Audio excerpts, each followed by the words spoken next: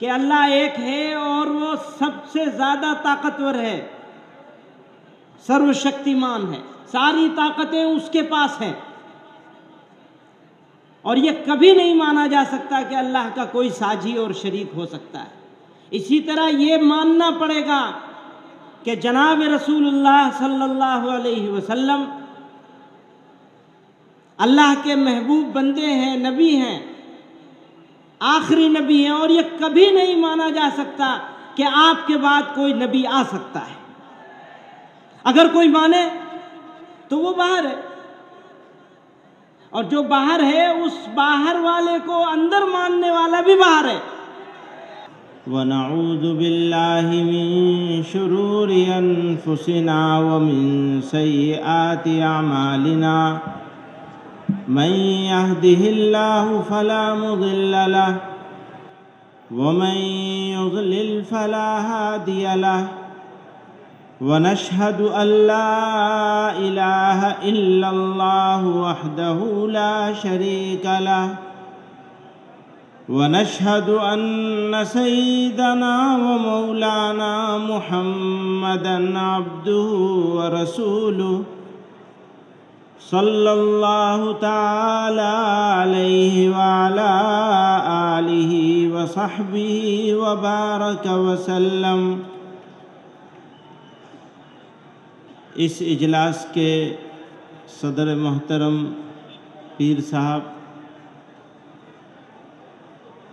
دنیا بھر کے الگ الگ ملکوں سے تشریف لائے ہوئے معزز علماء کرام اور ان کے موقر وفود، ملک بنگلہ دیش سے جمع ہوئے معزز علماء کرام اور حاضرین مجلس،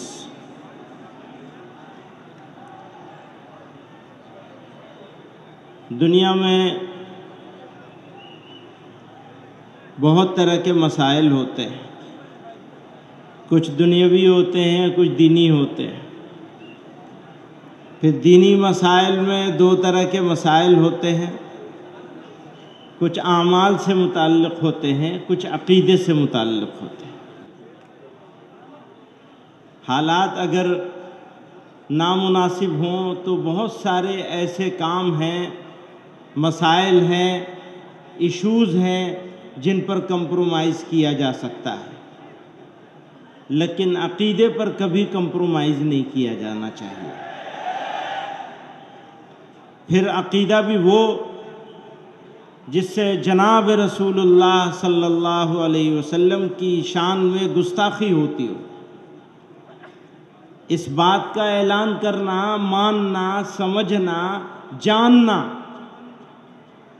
کہ ان کے بعد بھی کوئی نبی ہو سکتا ہے، اس تصور سے جو اس کو مانے وہ تو ہے ہی ہے باہر،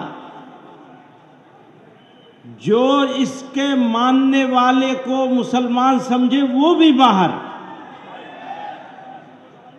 ایمان نام ہے کچھ چیزوں کے مان لینے کا اور کچھ چیزوں کے نہ ماننے کا۔ جیسے یہ ہر حال میں ماننا پڑے گا کہ اللہ ایک ہے اور وہ سب سے زیادہ طاقتور ہے، سرو شکتیمان ہے، ساری طاقتیں اس کے پاس ہیں، اور یہ کبھی نہیں مانا جا سکتا کہ اللہ کا کوئی ساجی اور شریک ہو سکتا ہے۔ اسی طرح یہ ماننا پڑے گا کہ جناب رسول اللہ صلی اللہ علیہ وسلم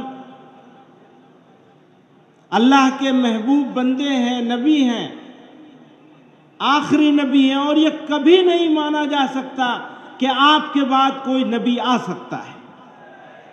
اگر کوئی مانے تو وہ باہر ہے، اور جو باہر ہے اس باہر والے کو اندر ماننے والا بھی باہر ہے۔